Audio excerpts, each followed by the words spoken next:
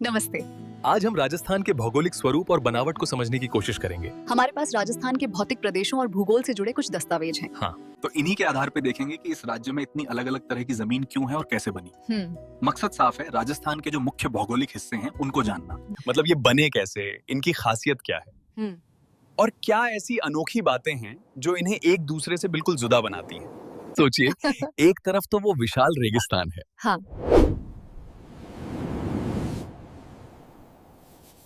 और दूसरी तरफ अरबों साल पुरानी पहाड़ियां। ये जो कॉन्ट्रास्ट है, यही तो राजस्थान है। बिल्कुल सही कहा। तो चलिए शुरू करते हैं। थोड़ा सा पीछे चलते हैं, बहुत पीछे, जब सारी जमीन एक ही थी, पैंजिया। हाँ, पैंजिया। और चारों तरफ एक ही महासागर, पेंथलासा। फिर क्या हुआ कि पैंजिया टूटा, दो बड़े हिस्से बने, उत्तर में अंगारा लैंड और दक्षिण में गोंडवाना लैंड। और बीच में वो टेथिस सागर आ गया। हाँ, टेथिस सागर। और मजे की बात यह है कि आज के राजस्थान में हमें गोंडवाना लैंड के टुकड़े भी मिलते हैं, जो अपनी अरावली और पठार। अच्छा, और टेथिस सागर के जो अवशेष हैं वो भी मिलते हैं, जैसे कि रेगिस्तान और मैदान। तो यही इस राज्य की पूरी भौगोलिक कहानी की, कह सकते हैं, नींव है। अच्छा।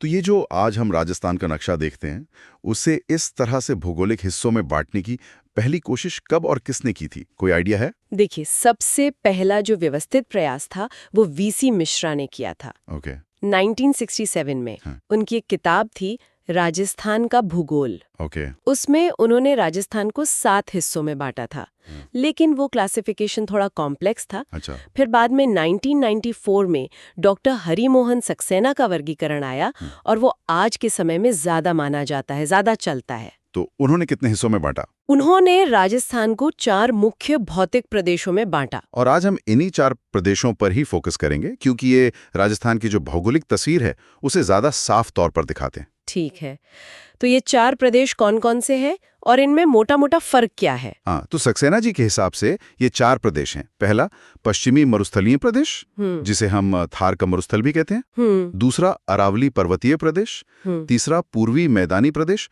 और चौथा, दक्षिणीय पूर्वी पठारी प्रदेश, जिसे हाड़ौती का पठार भी कहते हैं। अच्छा। अब इनकी तुलना करें तो देखिए, एरिया के हिसाब से मरुस्थल सबसे बड़ा है, करीब 61% हिस्सा। बाप रे, आधे से ज्यादा। हाँ, आधे से ज्यादा। लेकिन आबादी देखें तो पूर्वी मैदान में लगभग 39% और मरुस्थल में करीब 40% लोग रहते हैं। तो आबादी इन दो में ज्यादा है। और उम्र में कौन सबसे पुराना? उम्र में तो अरावली, कोई मुकाबला ही नहीं। प्री कैम्ब्रियन काल की है, मतलब अरबों साल पुरानी, जब धरती बनी रही थी, कह सकते हैं। और सबसे नया, सबसे नए हैं मरुस्थल और मैदान। ये टेथिस सागर के हटने के बाद बने। खासकर मरुस्थल, ये तो प्लीस्टोसीन युग का है, मतलब पिछले कुछ लाख सालों में ही बना है। और आपने कहा था कि ये गोंडवाना लैंड और टेथिस सागर से जुड़े हैं, वो कैसे? हाँ, ऐसा माना जाता है कि जो अपनी अरावली है और दक्षिणी पूर्वी पठार है, वो पुराने गोंडवाना लैंड के हिस्से हैं। अच्छा। और जो पश्चिमी मरुस्थल और पूर्वी मैदान है, वो उस टेथिस सागर की जगह पर बने हैं, जो धीरे धीरे सूखता गया। और एक और बड़ा फर्क है बारिश का। जबरदस्त अंतर है। मरुस्थल में तो साल में 40 सेंटीमीटर से भी कम बारिश होती है। बहुत कम। जी। और उधर दक्षिणी पूर्वी पठार में 80 से 120 सेंटीमीटर तक हो जाती है। और यही बारिश का अंतर ही तो तय करता है कि वहाँ पेड़ पौधे कैसे होंगे, जीवन कैसा होगा। चलिए तो फिर सबसे बड़े वाले से ही शुरू करते हैं। पश्चिमी मरुस्थलीय प्रदेश, थार का मरुस्थल, ये तो मतलब राजस्थान का 2/3 हिस्सा है। बिल्कुल, लगभग 61.11% क्षेत्रफल, यानी करीब 1,75,000 वर्ग किलोमीटर। बहुत बड़ा इलाका है। हाँ। और आज जहां में रेत ही रेत दिखती है, कहते हैं करीब 7,000 साल पहले यहाँ जंगल हुआ करते थे। जंगल रेगिस्तान में? हाँ, लेकिन फिर क्लाइमेट चेंज हुआ और ये धीरे धीरे मरुस्थल में बदल गया। इसका जो ढलान है वो आमतौर पर उत्तर पूर्व से दक्षिण पश्चिम की तरफ है, मतलब इस तरफ जमीन नीची होती जाती है। मरुस्थल का नाम सुनते ही तो वीराने का ख्याल आता है। लेकिन थार के बारे में कुछ बातें बड़ी अजीब हैं। जैसे मैंने सुना है ये दुनिया का सबसे ज्यादा आबादी वाला मरुस्थल है। हाँ, ये थार की एक बहुत ही अनोखी बात है। ये सिर्फ सबसे ज्यादा आबादी वाला ही नहीं, बल्कि यहाँ बायोडाइवर्सिटी यानी जैव विविधता भी दूसरे गर्म रेगिस्तानों के मुकाबले कहीं ज्यादा है। अच्छा। जी। और एक और मजेदार बात, पिछले 10 सालों में दुनिया में सबसे ज्यादा उल्कापिंड गिरने की घटनाएं भी इसी इलाके में रिपोर्ट हुई हैं। अरे वाह।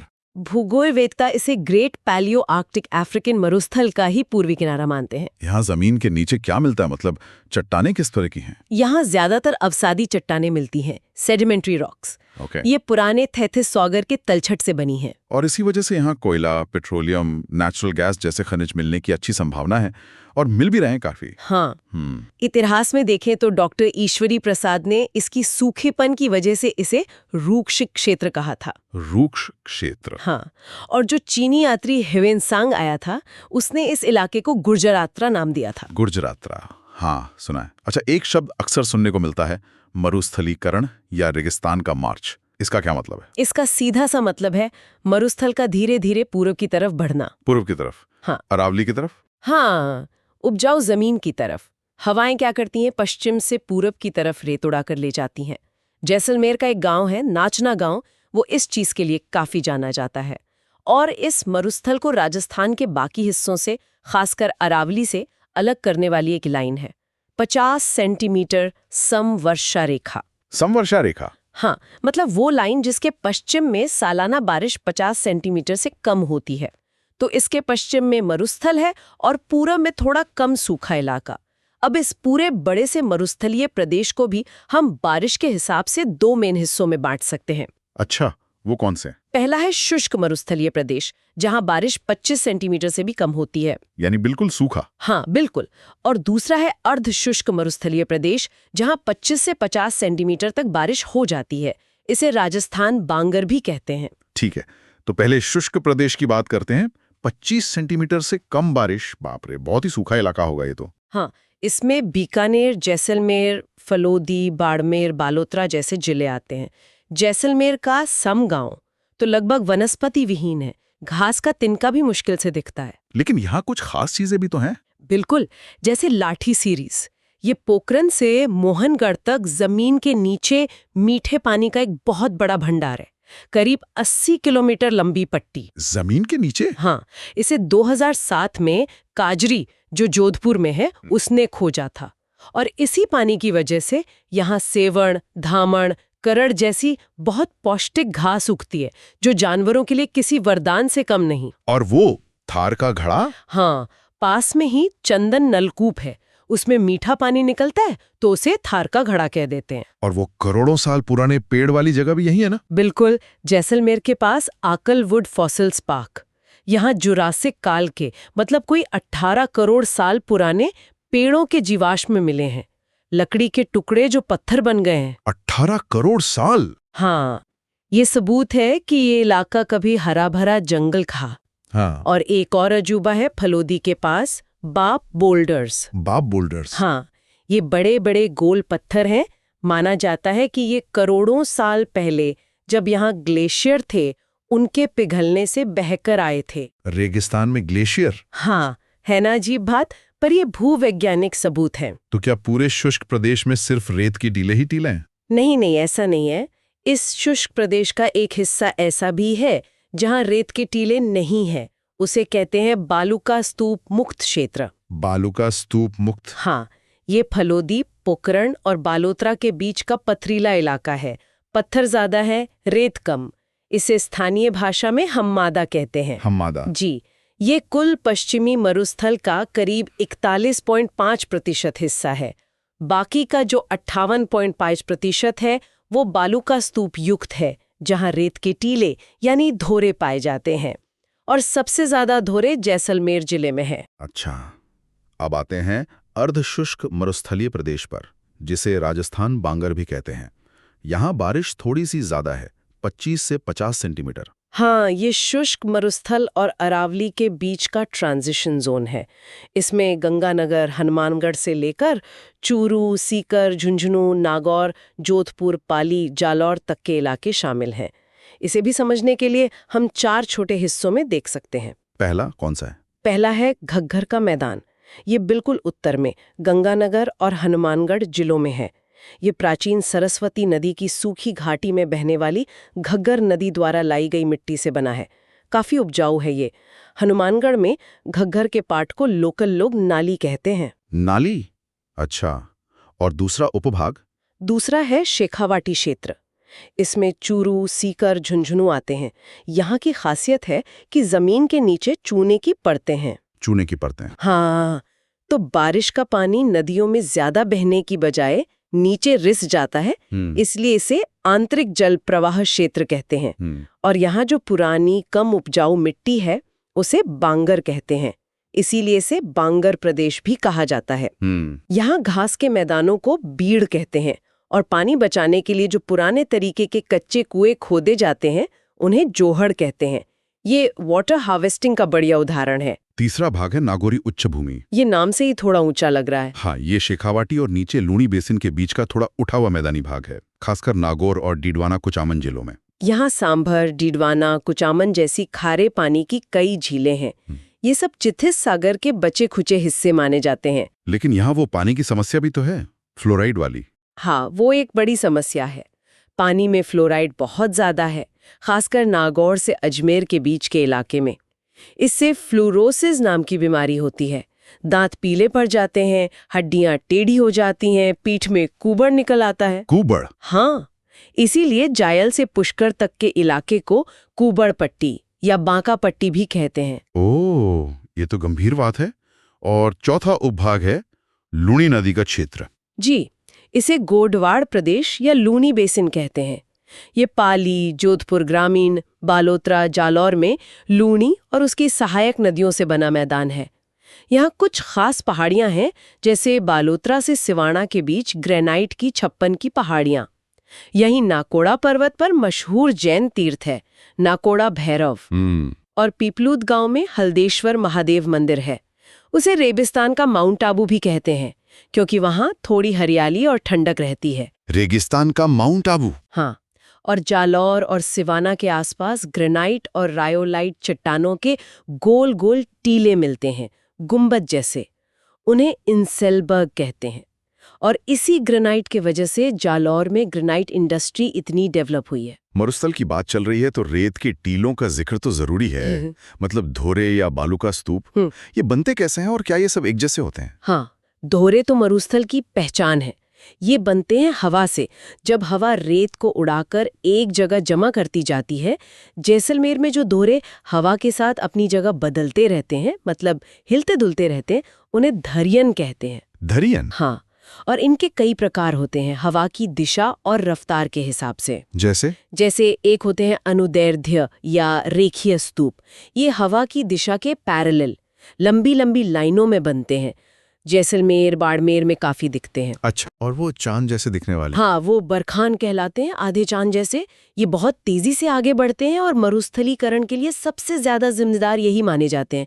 चूरू का भालेरी गांव इनके लिए मशहूर है। ओह, फिर एक पैराबोलिक होते हैं महिलाओं के हेयरपिन जैसे, यू शेप के। ये हवा की उल्टी दिशा में बनते हैं और राजस्थान में सबसे ज्यादा यही वाले पाए जाते हैं। सबसे ज्यादा? हाँ, फिर तारा बालू का स्तूप होते हैं स्टार जैसे।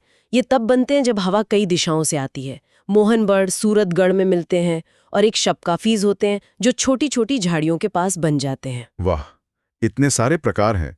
अच्छा, मरुस्थल से जुड़े और भी कई शब्द हैं, रन, खड़ीन, प्लाया, ये क्या? हाँ, ये भी जानना जरूरी है। देखिए, इर्ग का मतलब है पूरा रेतीला मरुस्थल। हमादा मतलब पथरीला मरुस्थल, जैसे हमने पोखरण फलोदी के बीच की बात की। रैग होता है मिश्रित मरुस्थल, जिसमें रेत और कंकड़ पत्थर दोनों हों। प्लाया होती हैं बारिश के पानी से बनी बड़ी लेकिन अस्थायी खारी झीलें। अच्छा। जब ये झीलें सूख जाती हैं तो जो दलदली नमकीन जमीन बचती है उसे रन या टाट कहते हैं। जैसलमेर में सबसे ज्यादा रन है। और खडीन? खडीन दरअसल रन की जो उपजाऊ मिट्टी होती है उसमें खेती करने का एक पुराना तरीका है। इसे पालीवाल ब्राह्मणों ने शुरू किया था। वो बारिश के पानी को रोककर खेती करते थे। पानी बचाने का तरीका? बिल्कुल। और लाठी सीरीज की बात हमने की थी, जमीन के नीचे मीठे पानी की पट्टी। और एक पीवड़ा नाम का सांप भी होता है जैसलमेर के डेजर्ट नेशनल पार्क में, काफी जहरीला। पीवड़ा, ओके। तो ये था विशाल पश्चिमी मरुस्थल। अब चलते हैं राजस्थान के दूसरे अहम हिस्से पर, अरावली पर्वतीय प्रदेश। ये तो दुनिया की सबसे पुरानी पहाड़ियां हैं ना? बिल्कुल। अरावली एक वलित पर्वतमाला है, फोल्ड माउंटेन। जैसे हिमालय बना है वैसे ही बनी थी, प्लेट्स के टकराने से। लेकिन ये तो हिमालय से भी बहुत पुरानी है। हाँ, अरबों साल पुरानी। प्री कैम्ब्रियन युग के। अब इतनी पुरानी है तो घिस गई है काफी, तो अब ये अवशिष्ट पर्वत यानी रेजिडुअल माउंटेन के रूप में बची है। ये गुजरात के पालनपुर से शुरू होकर दिल्ली तक जाती है, करीब 692 किलोमीटर, लेकिन इसका लगभग 80% हिस्सा यानी कोई 550 किलोमीटर राजस्थान में है, सिरोही के खेड़ ब्रह्मा से झुंझुनू के खेतरी तक। और इसकी औसत ऊंचाई करीब 930 मीटर। ये राजस्थान के लिए इतनी जरूरी क्यों है? मतलब क्या महत्व है इसका? अरावली तो राजस्थान के लिए कह सकते हैं वरदान है। एक तो ये राज्य को लगभग 2 हिस्सों में बांटती है, पश्चिम का सूखा रेगिस्तान और पूरब का हरा भरा मैदान। हाँ। दूसरे, ये रेगिस्तान को पूरब में फैलने से रोकती है, एक दीवार की तरह खड़ी है। अच्छा। ये मानसून की हवाओं को भी प्रभावित करती है। फिर बनास, लूनी, साबरमती जैसी कई नदियों का उद्गम स्थल भी यही है। पानी का सोर्स भी है। जी, और खनिजों का तो भंडार है। सीसा, जस्ता, तांबा, अभ्रक, क्या नहीं मिलता यहाँ। जी। और ये भारत की महान जल विभाजक रेखा भी कहलाती है। वो क्यों? क्योंकि ये अरब सागर में गिरने वाली नदियों और बंगाल की खाड़ी में गिरने वाली नदियों के पानी को अलग करती है। इसके पश्चिम का पानी अरब सागर में जाता है, पूरब का बंगाल की खाड़ी में। और कहते हैं इसकी जड़ें अरब सागर में मिनिकाय द्वीप तक जाती हैं। इसीलिए अरब सागर को अरावली का पिता भी कहते हैं। अरे वाह, ये तो नई बात पता चली। क्या पूरी अरावली एक जैसी है या इसमें भी हिस्से हैं? नहीं, इसमें भी काफी फर्क है। इसे हम मोटे तौर पर 3 हिस्सों में बांट सकते हैं। कौन कौन से? पहला, उत्तरी अरावली। ये जयपुर, दौसा, अलवर, सीकर, झुंझुनू वाले इलाके में है। ये थोड़ी कम ऊंची है और ज्यादा कटी फटी है। यहाँ की सबसे ऊंची चोटी सीकर में रघुनाथगढ़ है, 1055 मीटर। ओके। दूसरा है मध्य अरावली। ये खासकर अजमेर और ब्यावर के इलाके में है। ये सबसे पतली है और इसमें गैप्स भी सबसे ज्यादा है। गैप्स मतलब बीच बीच में पहाड़ियां खत्म हो जाती हैं या बहुत नीची हो जाती हैं। यहाँ की सबसे ऊंची चोटी ब्यावर में टॉडगढ़ या गौरमजी है, 934 मीटर। तारागढ़ और नाग पहाड़ जहाँ से लूनी निकलती है वो भी यही है। और यहाँ पहाड़ों के बीच जो तंग रास्ते होते हैं उन्हें दर्रा या नाल कहते हैं, जैसे बड़ दर्रा है जो पाली और ब्यावर को जोड़ता है। और तीसरा हिस्सा? तीसरा है दक्षिणी अरावली। ये सिरोही, उदयपुर, राजसमंद वाले इलाके में है। ये अरावली का सबसे ऊंचा और सबसे चौड़ा हिस्सा है। राजस्थान की सबसे ऊंची चोटी गुरु शिखर 1722 मीटर, वो यहीं सिरोही में है। कर्नल टॉड ने इसे संतों का शिखर कहा था। संतों का शिखर? जी। इसके अलावा सैर, दिलवाड़ा, जरगा, अचलगढ़, कुंभलगढ़ जैसी कई ऊंची चोटियां इसी हिस्से में हैं। और देसूरी की नाल, हाथी घोड़ा की नाल, केवड़ा की नाल जैसी कई महत्वपूर्ण नाले या दर्रे भी यही हैं। दक्षिणी अरावली में कुछ खास तरह की पहाड़ियों के नाम भी हैं शायद, जैसे गिरवा, भाकर, मैंने सुने हैं। हाँ, बिल्कुल है। दक्षिणी अरावली में कुछ लोकल नाम बहुत मशहूर हैं, जैसे उदयपुर शहर जिन बेसिन जैसी तश्तरीनुमा पहाड़ियों से घिरा है उन्हें गिरवा कहते हैं। अच्छा, उदयपुर के चारों ओर। हाँ, और सिरोही में जो तेज ढलान वाली उबड़ खाबड़ पहाड़ियां हैं उन्हें भाकर कहते हैं। उदयपुर में जरगा और रागा पहाड़ियों के बीच का जो हरा भरा इलाका है उसे देशहरों कहते हैं। देशहरों मतलब हरा भरा? जी। डूंगरपुर बांसवाड़ा के बीच की पहाड़ियों को मेवल कहते हैं और ब्यावर के पास मेरवाड़ा पहाड़ियां हैं जो मेवाड़ को मारवाड़ से अलग करती हैं। वाह, कितनी डिटेल है। अच्छा, अरावली के बाद आप चलते हैं पूर्वी मैदानी प्रदेश की तरफ। यहाँ आबादी सबसे ज्यादा है, सही कहा? हाँ बिल्कुल। ये राजस्थान के एरिया का तो करीब 23% ही है, लेकिन यहाँ राज्य की लगभग 39% आबादी रहती है। पॉपुलेशन डेंसिटी सबसे ज्यादा यही है। कौन कौन से जिले आते हैं इसमें? इसमें जयपुर, अलवर, भरतपुर से लेकर नीचे भीलवाड़ा, टोंक, सवाई माधोपुर और दक्षिण में डूंगरपुर, बांसवाड़ा तक के इलाके आते हैं। ये मैदान बना कैसे है?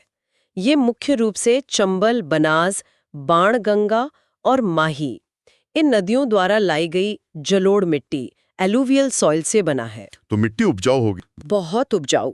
इसीलिए ये इलाका खेती के लिए सबसे इम्पोर्टेंट है। इसे राजस्थान का अन्न भंडार या खाद्यान्न का कटोरा भी कहते हैं। खाद्यान्न का कटोरा, जी इस मैदान को भी क्या नदियों के हिसाब से बांटा गया है? हाँ, इसे भी मुख्य रूप से 4 नदी बेसिन में देखा जाता है। पहला है चंबल बेसिन। ये कोटा, सवाई माधोपुर, करौली, धौलपुर में चंबल नदी का इलाका है। यहाँ नदी ने जमीन को बहुत काट दिया है, जिससे गहरे खड्डे बन गए हैं। उन्हें बीहड़ या रिवाइंस कहते हैं। हाँ, बीहड़ तो सुने हैं, डाकुओं वाले। हाँ, वही। ये उबड़ खाबड़ इलाका डांग क्षेत्र भी कहलाता है। करौली में सबसे ज्यादा है, इसलिए करौली को डांग की रानी कहते हैं। डांग की रानी? अच्छा, दूसरा बेसिन? दूसरा है बनास बेसिन। ये सबसे बड़ा बेसिन है। राजसमंद, चित्तौड़, भीलवाड़ा, टोंक वगैरह में फैला है। बनास और उसकी सहायक नदियों ने यहाँ उपजाऊ मैदान बनाया है। तीसरा है माही बेसिन। इसे 56 का मैदान भी कहते हैं। ये दक्षिणी राजस्थान में है। बांसवाड़ा, प्रतापगढ़, डूंगरपुर, यहाँ माही नदी बहती है। प्रतापगढ़ और बांसवाड़ा के बीच 56 गांव या नदी नालों का समूह है। उसे 56 का मैदान कहते हैं। इसलिए 56 का मैदान। जी। प्रतापगढ़ में माही नदी के किनारे का इलाका कांठल कहलाता है और डूंगरपुर बांसवाड़ा का क्षेत्र वागड़ कहलाता है। और चौथा है बाणगंगा बेसिन। ये जयपुर, दौसा, भरतपुर वाले इलाके में बाणगंगा नदी का मैदान है। ठीक है। और अब आखिर में चौथा भौतिक प्रदेश, दक्षिणी पूर्वी पठारी प्रदेश, जिसे हाड़ौती का पठार भी कहते हैं। हाँ, ये राजस्थान के बिल्कुल दक्षिण पूर्व कोने में है। कोटा, बूंदी, बारां, झालावाड़ जिले इसमें आते हैं। एरिया के हिसाब से ये सबसे छोटा है, करीब 7%, और आबादी भी करीब 11% है। ये असल में मध्य प्रदेश का जो मालवा का पठार है, उसी का उत्तरी हिस्सा है। अच्छा, मालवा पठार का हिस्सा। हाँ, जो कि दक्कन के लावा पठार का भाग है। यहाँ लावा से बनी काली मिट्टी मिलती है, जो कपास और मसालों की खेती के लिए बहुत अच्छी होती है। इसकी औसत ऊंचाई 500 मीटर के आसपास है। क्या इस पठारी इलाके के भी कोई हिस्से हैं? हाँ, इसे भी 2 मुख्य भागों में देखते हैं। पहला है विंध्यन कगार भूमि। ये चंबल और बनास नदियों के बीच में है। धौलपुर, करौली, सवाई माधोपुर में यहाँ बलुआ पत्थर, सैंडस्टोन की ऊंची कगारें हैं, किनारे जैसे। यहीं पर महान सीमा भ्रंश यानी ग्रेट बाउंड्री फॉल्ट है। ये एक बहुत बड़ी दरार है जमीन में, जहां अरावली और विंध्याचल पर्वत मिलते हैं। अरावली और विंध्याचल का मिलन स्थल। जी। और दूसरा है दक्कन लावा पठार। ये कोटा, बूंदी, बारां, झालावाड़ में फैला हुआ मेन पठारी हिस्सा है। हाँ। यहाँ लावा वाली काली मिट्टी है। बूंदी की पहाड़ियां, कोटा झालावाड़ में मुकंदरा की पहाड़ियां, वो सब इसी का हिस्सा है। बारां में रामगढ़ के पास एक घोड़े की नाल जैसी पहाड़ी है, उसे रामगढ़ क्रेटर कहते हैं। क्रेटर मतलब उल्कापिंड से बना? हाँ, माना जाता है कि यहाँ कोई उल्कापिंड गिरा था, जिससे ये गड्ढा या संरचना बनी है। इससे अब जियो हेरिटेज साइट का दर्जा भी मिला है। अच्छा। राजस्थान में कुछ और भी मशहूर पठार हैं, जैसे ओडिया पठार, भौराड़ पठार का नाम सुना है? हाँ, इन 4 मुख्य प्रदेशों के अलावा कुछ खास पठारों का जिक्र करना भी जरूरी है। जैसे उड़िया पठार सिरोही में है। यह राजस्थान का सबसे ऊंचा पठार है, 1360 मीटर। गुरु शिखर इसी के पास है। सबसे ऊंचा पठार? हाँ। फिर है आबू पठार, ये भी सिरोही में है। ये दूसरा सबसे ऊंचा है, 1200 मीटर। माउंट आबू शहर इसी पर बसा है। ओके। फिर है भौराट पठार। ये उदयपुर में कुंभलगढ़ और गोगुंदा के बीच फैला है। ये भी काफी ऊंचा है, करीब 1225 मीटर। मेसा पठार चित्तौड़गढ़ में है, जिस पर चित्तौड़गढ़ का किला बना है। मेसा पठार पर चित्तौड़गढ़ किला? जी। और ऊपरमाल पठार है चित्तौड़गढ़ और भीलवाड़ा के बीच, बिजौलिया और भैंसरोड़गढ़ के बीच का इलाका। ये हाड़ौती पठार का ही भाग माना जाता है। एक लसाड़िया पठार भी है सलुम्बर में, जैसमंद झील के पूरब में। ये थोड़ा कटाफटा सा है। तो ये थी राजस्थान के 4 अलग-अलग भौगोलिक चेहरों की कहानी। मतलब एक तरफ सूखा रेगिस्तान, फिर वो पुरानी अरावली, फिर नदियों का बनाया उपजाऊ मैदान, और आखिर में लावा का पठार। वाकई कमाल की विविधता है राजस्थान में, है ना? तो इस पूरी बातचीत का सार क्या है? मतलब ये जो अलग-अलग भौगोलिक रूप हैं, ये राजस्थान के लिए क्या मायने रखते हैं? ये तय करती है कि कहाँ कितना पानी मिलेगा, कहाँ कैसी मिट्टी होगी, कौन से खनिज मिलेंगे, कैसे पेड़ पौधे और जीव जंतु होंगे। मतलब पूरा का पूरा पर्यावरण इसी भूगोल पर टिका है। और यही पर्यावरण फिर वहाँ के लोगों के जीवन को, उनकी संस्कृति को, उनके खान-पान, उनके काम-धंधों और उनकी चुनौतियों को आकार देता है। सही बात है। जैसे पश्चिम में पानी की कमी एक बहुत बड़ी चुनौती है, तो अरावली खनिजों का खजाना है। पूर्वी मैदान खेती का आधार है, तो पठारी इलाके की अपनी अलग खासियतें हैं। बिल्कुल। और यही से एक सवाल मेरे मन में आ रहा है हाँ, पूछिए। कि जिस तरह इस भूगोल ने राजस्थान के अतीत को और आज को बनाया है, ये भविष्य को कैसे शक्ल देगा? क्या ये जो विविधता है, ये भविष्य में राजस्थान के लिए एक चुनौती ही बनी रहेगी, या फिर ये विकास के नए रास्ते भी खोलेगी? जैसे हम सुनते हैं कि मरुस्थल सौर ऊर्जा का बहुत बड़ा स्रोत बन सकता है, अरावली में पर्यटन की अपार संभावनाएं हैं, मैदान हमारी खाद्य सुरक्षा के लिए जरूरी हैं। तो भविष्य में इस भूगोल का और विकास का संतुलन कैसे साधा जा सकता है? ये एक बहुत ही अहम सवाल है और इसका जवाब सीधा नहीं है। इस पर लगातार सोचने और काम करने की जरूरत है। बहुत खूब।